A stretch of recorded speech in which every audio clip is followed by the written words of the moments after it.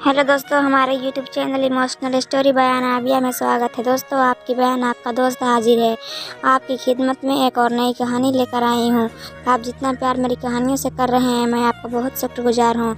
दोस्तों, आइए चलते हैं आज की कहानी पर। दोस्तों, अगर आपने अभी तक चैनल को सब्सक्राइब नहीं किया है तो प्लीज़ अभी सब्सक्राइब कर लीजिए ताकि हमारी हर वीडियो आप तक सबसे पहले पहुँचे।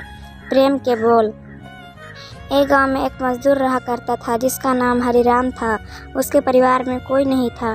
दिन भर अकेला मेहनत में लगा रहता था। दिल का बहुत ही दयालु और कामों का भी बहुत अच्छा था। मजदूर था इसलिए उसका भोजन उसे मजदूरी के बाद ही मिलता था।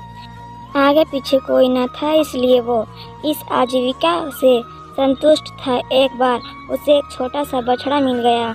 उसने खुशी से उसे पाल लिया। उसने सोचा आज तक वो अकेला था, अब वो इस बछड़े को अपने बेटे के जैसे पालेगा। हरिराम का दिन उसके बछड़े से ही शुरू होता है और उसी पर ख़त्म होता है। वो रात दिन उसकी सेवा करता और उसी से अपने मन की बात करता। कुछ समय बाद बछड़ा बैल बन गया।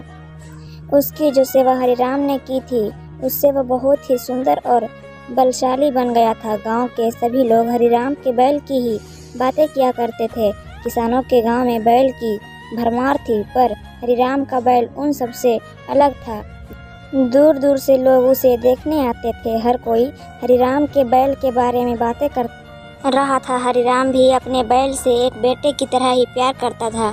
भले खुद भूखा सो जाए लेकिन उसे हमेशा भरपेट खिलाता था। एक दिन हरिराम के स्वप्न में शिव का नदी बैल आया। उसने उससे कहा कि हरिराम, तुम एक निस्वार्थ सेवक हो। तुमने खुद की तकलीफ को छोड़कर अपने बैल की सेवा की है, इसलिए मैं तुम्हारे बैल को बोलने की शक्ति दे रहा हूँ। इतना सुनते ही हरिराम जाग गया और अपने बैल के पास गया। उसने बैल को सहलाया और मुस्कुराया कि भला एक बैल बोल कैसे सकता है।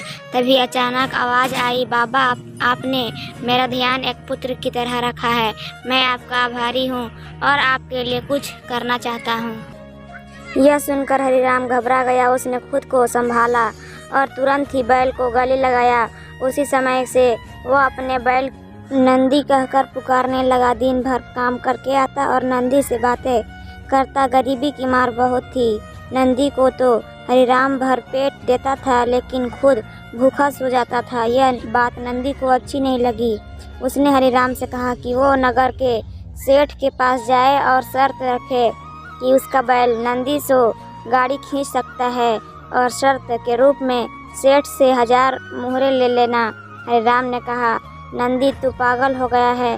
भला कोई बैल इतना भार वहन कर भी सकता है? मैं अपने जीवन से खुश हूँ, मुझे यह नहीं करना। लेकिन नंदी के बार बार आग्रह करने पर हरिराम को उसकी बात माननी पड़ी। तो दोस्तों, ये कहानी से आपको क्या सीख मिली और ये कहानी आपको कैसी लगी? अगर अच्छी लगी हो तो कमेंट बॉक्स में ज़रूर लिखना। और दोस्तों, मेरी पूरी कहानी सुने और देखने के लिए धन्यवाद। दोस्तों, फिर मिलते हैं अगली कहानी में। बाय।